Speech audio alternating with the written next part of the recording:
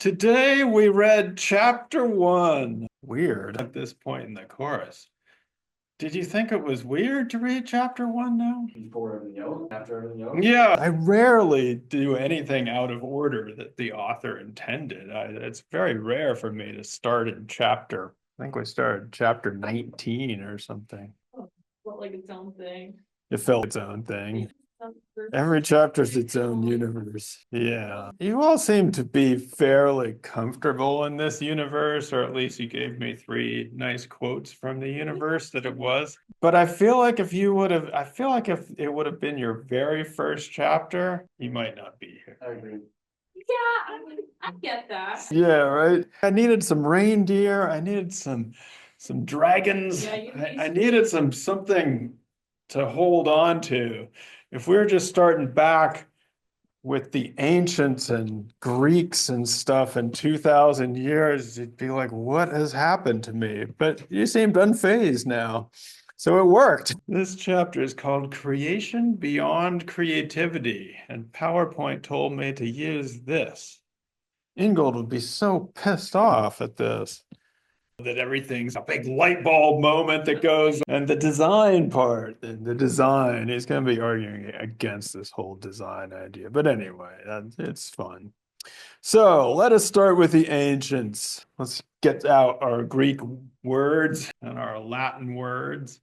So Ingold tells us that for the 2000 maybe-ish years ago, that for them, for both the Greeks and the Latins, creation meant to bring forth, to give birth, begetting, which everybody can relate. Well, some people can relate to that more than others, but it's a very human process, giving birth. But the problem was, or a problem entered in when people became, when the Christians entered the scene. And they started to say, use the same word, or one person did in the translation into Hebrew, and said that God created the world. But you can't just, it's not like you give birth to the world like a human mother. You have to, how did God do this? So it led to a long period of theological debate or tension between the idea of creating something out of nothing. That's what that means. Who can create something out of nothing? That's what God apparently did here. But the Greeks and the old philosophers says you can't create anything out of nothing. It's impossible. So there's a lot of debate here in the theological sphere about how this could be. It's your problem. Who has the first thought? It's the whole chicken and egg thing. That was their problem. The Greeks weren't really concerned about this because they didn't believe in a creation of the world moment. For the Greeks, the world had always been. And so they said, you can't create something out of nothing. It's just always been there. But the Christians had a problem. Oh, so it was the Christians. It was the Christians that had a problem because, the Christians are fighting among themselves. The Greeks are dead by now. And now it's the Christians. Yeah, the old Greek philosophers have gone away, but the Christians are fighting amongst themselves because you have this idea that they know from the Greeks that you can't create something from nothing, but they also are positing that God created the world from nothing. And so who solved this problem for us, Simi? Actually, this is the problem that yeah, Thomas Aquinas solves the problem, at least thank God. Exactly. Thank God. And as we walk along and we see ants and elephants and anything and trees and the moon, we can thank God because that is God. Exactly. Well, it's an interesting idea. So for Aquinas, he solves this problem that had been going on because he says it's absurd to suppose that the creator temporally preceded his creation with his plan for the world, performed and ready to roll. The creator and the work of creation are one and the same. Or to put it another way, for Aquinas, God the creator is immanent as the generative power of his creation and is revealed in every part of it. In ant, see, I told you, ant, tree and stone, mountain and cloud, and of course in human beings. So Aquinas sort of solves this problem because God is in creation itself. There's not a God that creates something out of nothing. That is the moment of creation. And so it's an interesting solution. And in fact, he made fun of, or somebody made fun of people who would say things like, God must have been very creative to come up with all that. The notion that there's gods painting the sky or something. No, God is in it. So that was a good solution. Should have stuck with that. Yeah, we should have stuck with that. Well, Ingold says we should have stuck with Thomas Aquinas in the sense that what happens in the Renaissance is a quite different idea. So, if Thomas Aquinas solves the problem of God the Creator in the Renaissance, here we go. Anybody been there? You see that? Yeah. Oh, Where is? the Sistine Chapel. No, I've not been. That's. Have you been to the Disney? I actually was there, but they were restoring this. This is a more colorful version. Over 500 years, it got more and more dust and dirt. And so they've actually taken, once some of these things, they've been able to remove the layers, and they found out that people like Michelangelo were much more into color than they thought. They all looked dusty and gray before. So this is a more colorful version of Michelangelo, yes. But when I was there, they were still scraping off the dirt from this thing. So yeah, it wasn't as fun. You just looked up at the Sistine Chapel and there was scaffolding there and people scraping away at 500 layers of dust and dirt that had been up there. What Ingold says, that in the Renaissance, these artists and architects and Da Vinci, they for themselves claim these creative powers. And so in that hand moment, they get the power of God, or they're claiming that for themselves. Yeah. Well, they didn't say that, but they start to think of that way about themselves and what they're doing.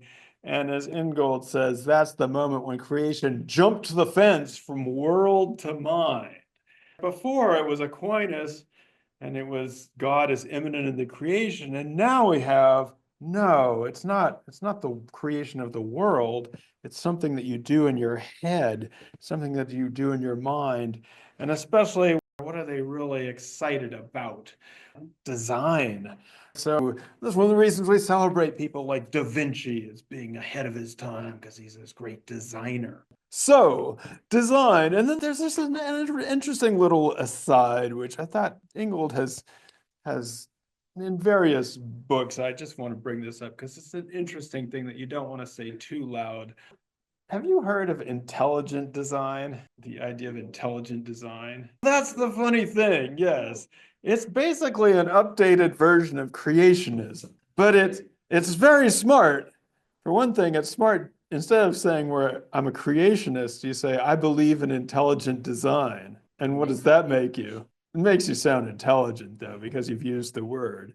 And so, yes, you're like, okay, you say, I believe in intelligent design. And you say, well, this animal is so complicated. There's no way it could have there must be a designer. Well, who's the designer? Oh, that's And just God comes back. Yeah, it's just creationism, except it's updated, so it makes you sound smart instead of stupid. It's a brilliant ploy. It's like, yeah, you almost got it. You were almost there. You're like, yeah, I believe in intelligent design. That's me. I want to be intelligent.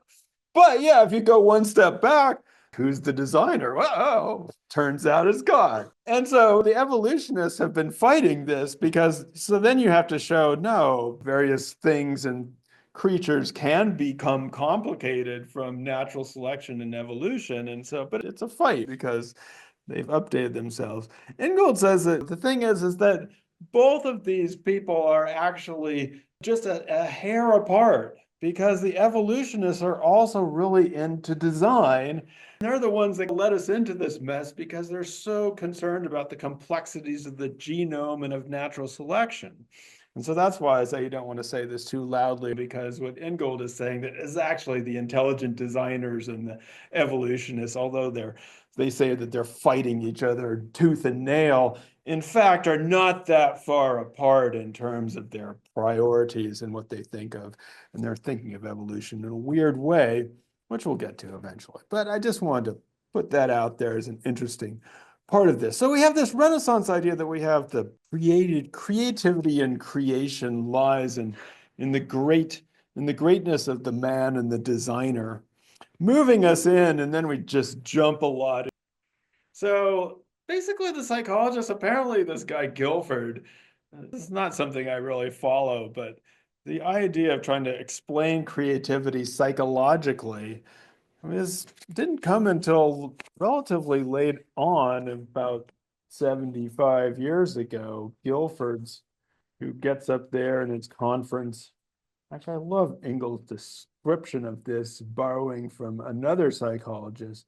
In a grotesquely obsequious account of the occasion, he steps up there and smooths his tie and does all this thing. Anyway, Guilford says that without human creativity, we'd be living like animals and crap and our own dung. And so that's human creativity is responsible for everything that is great about us. And what else, Tiana? Where do we get our human creativity from? Our brains, yeah. So he says, first of all, he really praises it. And then he says it's all in our brains, it's our intelligence, it's how smart we are. And so he gives this whole speech which defines creativity, refers to the abilities that are most characteristic of creative people. Don't write that down. Why would you write such a dumb thing down? Intelligence. Okay. Yeah, don't write that down, because why would you not? What do we call something when we're like, Double entendre. no, that's not. Wait a second. Double entendre? What is a double entendre? I'm gonna hit you with a double entendre pretty soon. But this is something else. You're right, it has a word, but it's a different word you can learn. It is a tautology, or another word for circular logic, where you define the thing as the thing itself. Oh, that's probably the better word. It is a better word because, for one, it's more fun to say tautology. Double entendre is fun too. But tautology is fun to say because you can confuse that intelligent design person. When you're like, what? That's a tautology. You've located the design in the designer. Anyway. The funny thing about the psychologists is, one, they don't seem to be able to define creativity. So creativity is what creative people do. So that's one funny thing. Well, we'll get to the next funny thing in a second. Since the 1950s, there has been an explosion of creativity. It's amazing how many where is it, Simi? Where can you find creativity? Everywhere. Did you see any creativity yesterday? At 4 p.m. Lots of blueprints. Yeah, no, in our lecture that I sent you to, they talked about creativity and creative solutions. So it's all over. It's in psychology and education and management, business. Ingold says, he says that the C word has been so thoroughly absorbed into the fast-talking, shallow-thinking patter of legions of advertisers, market consultants, and business analysts. He does not think this is a good thing.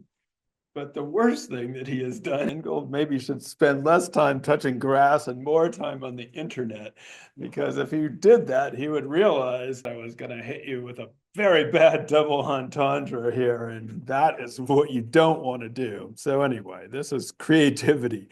Creativity has been so thoroughly absorbed, so he's not into that. It's everything. The funny thing about the psychologists is, on the one hand, they start off with this idea that they don't seem to be able to define, but even after, as Ingold said, 50 years of thinking about it, they're still at the stage of saying that we've almost figured it out. And he quotes from this pretty famous book by Keith Sawyer, who is the guy who described the other psychologist guy, called Explaining Creativity, the Science of Human Innovation. And in this book, he says that after decades of research, we are closer than ever to an explanation of creativity. We're almost there. We almost got it. We're closing in on it. I mean, It matters yeah, I mean, if you can explain it, that'd be great. Then you could give it to people. But first you need to define it. So they have finally defined it as creativity. It's when two or more thoughts or concepts you're combining two or more thoughts or concepts that have never been combined before. Yeah, there is a little bit of a problem though, which is, well, there's several problems. by what metric when we say never? By what metric when we say never? Exactly. How do I know if it's really new? I could be walking along and I combine two things. I'm creative. And then you flip the page. Then you turn back the page and you find out that somebody did that 500 years ago. And you're like, oh shit, I'm not creative. I don't know if it's new. And so this has been a problem, but some people have solved it. Well, no, they haven't solved it, but they are working on it. It says, I'm sure that you have speculated about this sometimes, Yeah. right? How do I know if I'm really a genius? You always think about that. Exactly, because you get A's, but does that mean that you're truly a genius or not? Hard to say.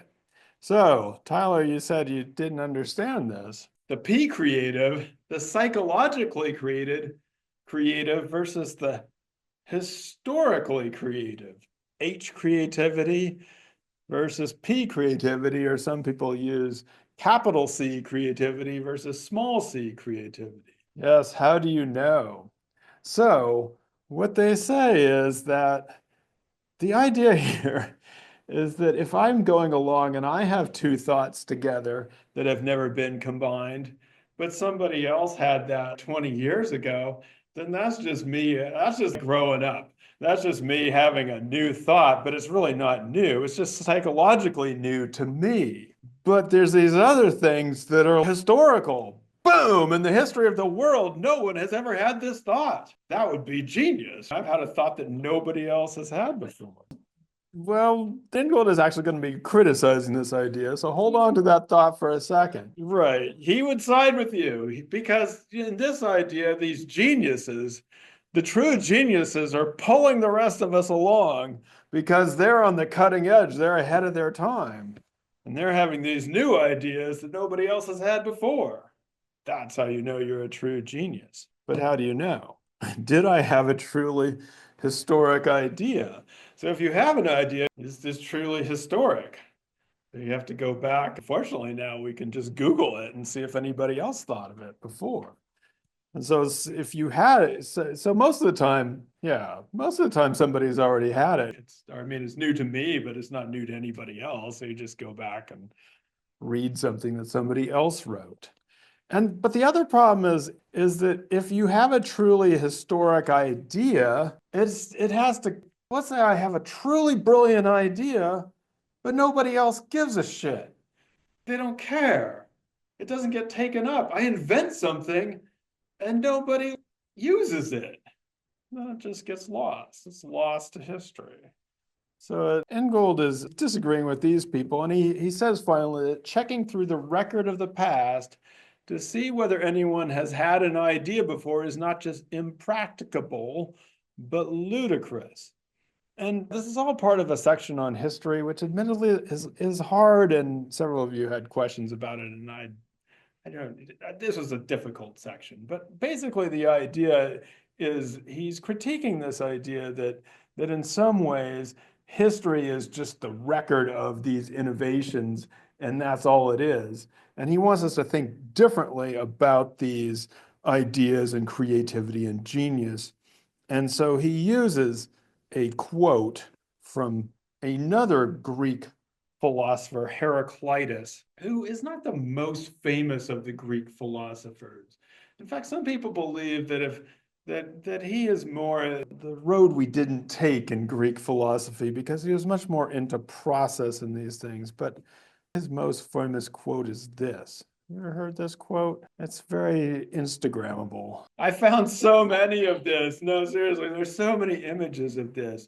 It starts with this. I actually only heard the first part of it, which is no man ever steps in the same river twice. But then on Instagram, they give you a little bit more, which I like. For it's not the same river and he's not the same man. Excusing the sexist formulation of that, but it's just a nice cancel. It's a nice idea, though. No one steps into the same river twice, for it's not the same river and they're not the same person. And so Ingold quotes this a couple times, one on page 22 to talk about ideas. So it's just nice to have that. Everybody knows this quote, so it's nice for you to know it. Tyler, you should write this quote down. Yeah, you should, or you can just Google it and put it up on your, on, Instagram. put it on your Yeah. Insta. Ideas, after all, don't just pop up ready form from nowhere. They too have lives. Every idea is like a place you visit. You can return to it over and over again, but each time it is a little different. Or to echo the aphorism of the philosopher Tyler the Creator, you cannot step twice into exactly the same idea. Oh man, I shouldn't do that. Or to echo the aphorism of the philosopher Heraclitus, that you cannot step twice into exactly the same idea. It would be cool if you voted down. It would have been cool, but once Tyler, our Tyler, puts that up on Instagram and takes it over as a quote, then it's going to be quoting that. And then later on, oh, actually, Tiana, it was later on, it was on page 27. You said you can never step twice into the same work any more than you can into the same idea. So yeah, rivers and stepping into and work. And actually there was a bunch of stuff here that echoed our art chapter about art having lives of its own and work of its own, but we won't make you revisit that. All right, that was very useful. So Tyler, what is invention? What should it be? Borrowing from Henry Bergson, that's continuously evolving.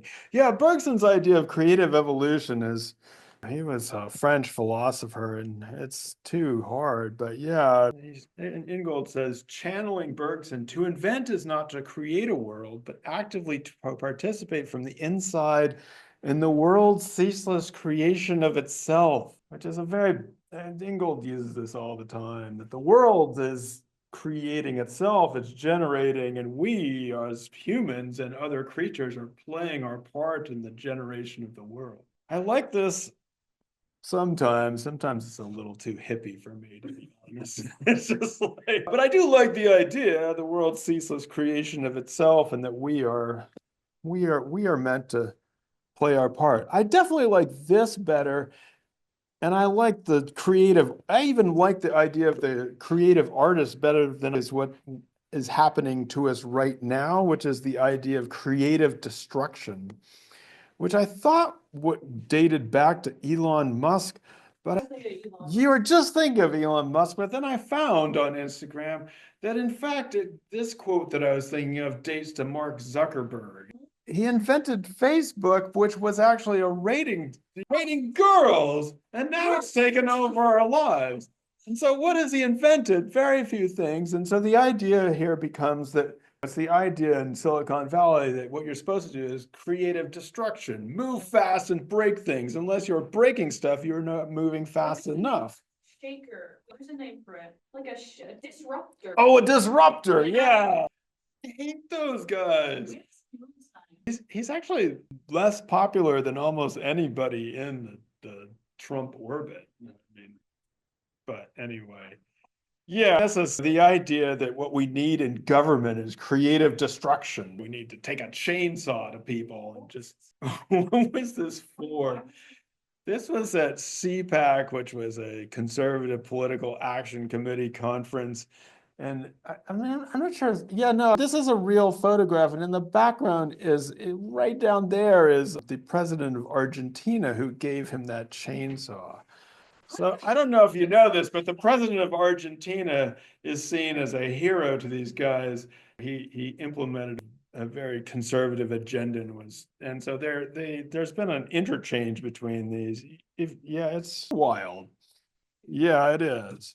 So to that, I'll say, I cannot believe that we are in a place where Doge, which was a joke coin, the Doge coin. Yes, he was a seller, or he was somebody who promoted Dogecoin, but it was made as a joke. It was supposed to be poking fun at Bitcoin and all the coins, and it led to all these meme coins. Anyway, I would much prefer an artist or something who believes they're inspired by the divine and is actually trying to create something in the world than I do these guys. And so he says this could have been written yesterday. And at a time of present crisis, with the world on a knife edge, this step has never been more needed. Wait, what step? What's this step? Only by restoring faith and hope in the perpetuity of beginning, or in a word, in creation, can we open a real future to coming generations. There you go. No, Silas was not here. I wanted to debate him. He said this was too much, too big. Yeah. Well, Ingold or Silas? No, I can't decide. Sometimes I think he's saying too much, but then sometimes it's too little. I can do my part to try and restore faith and hope in the perpetuity of beginning. I'm trying. Look at that. Look. Yeah, that's why I saved a whole part, which I'm going to rant at you about how I'm enlightening you for later on. So there is one thing that really bothers me about this chapter. So Ingold asks, how do we get this creativity of the life process back? I'm listening to Alexa read this to me, and it's like, oh, how do we do this? How do we do this? And then Ingold says, three philosophers of the early 20th century can help us in this enterprise: Henry Bergson, Alfred North Whitehead, and John Dewey. And I just groaned in my head, because if we're trying to restore creation and creativity back to what it was like a couple thousand years ago, and that was about being knitted in your mother's womb and the begetting and the birthing and stuff. Yeah, all that stuff. Who are we leaving out, Liv? This is where I finally get back to one of your points. Who are we leaving out? Yeah, who are we leaving out? Women. Yeah, that's why I groaned. I'm like, oh, we're gonna use these three philosophers to help us. I'm sure I'm pronouncing that wrong. Henri Bergson, Alfred North Whitehead. Yeah, his name is like a joke of itself. And John Dewey. So I had to go back and just try to do a little bit of research. Who else is important in this thing who we left out? And so found a few people I just wanted to draw your attention to that, frankly, I hadn't really heard of myself. Some of them I had. You ever heard of this person? Anna Julia Cooper, 1858 to 1964. She was a Black feminist. Her most famous work is called A Voice from the South, written in 1892. Anyway, apparently she has this very strong idea. Well, for one thing, she's one of the first Black feminists, and so one of the people to sort of combine these things in a way that was speaking of way before their time. But she had this idea of regeneration. She was trained in philosophy, and she saw also creation and the contributions of Black women as a communal process, not just individual genius. So that's somebody that we could turn to. I was disappointed because Ingold does cite Suzanne Langer sometimes in his other works. She wrote a book called Philosophy in a New Key, which is about different ways to think about art, and she talks about music. And so here he doesn't, and it would have been nice to include her in this, because again, one of the few non-white male philosophers who actually has quite a bit to tell us. One of the strangest people I came up with was a person named Lou Andreas Salome, who apparently was a contemporary of Bergson, was very influential on Freud and Nietzsche, and went out with a whole lot of people apparently, and wrote a book called The Erotic, which was partially, and this is her birth years were 1861 through 1937, and she was involved in many different kinds of relationships. And what she saw is that the erotic was not just a sexual thing, but a complex psychological and creative force that women especially had. So she was definitely challenging those Victorian conventions. That's somebody we could go back to. Hell yeah. Or Dewey's wife. Apparently Alice Chipman Dewey was a philosopher, graduated from I forget which that is. Maybe the University of Michigan, maybe Minnesota. I'll have to check back. Forgot where I got this. Her incredible legacy has been historically overshadowed by that of her husband, John Dewey, though research and papers at the Bentley are now helping to find Alice in her own right. So like many people, the husband gets the credit for things that the wife was working on just as much and probably more. Yeah. And actually another person I didn't put up here though, that was a colleague of Dewey's was Jane Addams, who was very involved in the settlement house movement and they were doing that together. From that talk yesterday, the settlement house and the progressive movement, they were in that, Jane Addams and John Dewey together. But again, Dewey later just publishes some of those ideas by himself. So I just wanted to mention that every so often we need a little gender sexuality corrective on Ingold here. And we need to restore faith in word and creation. And at a time when things look bleak, that's probably a big thing and yet a small thing too. All right.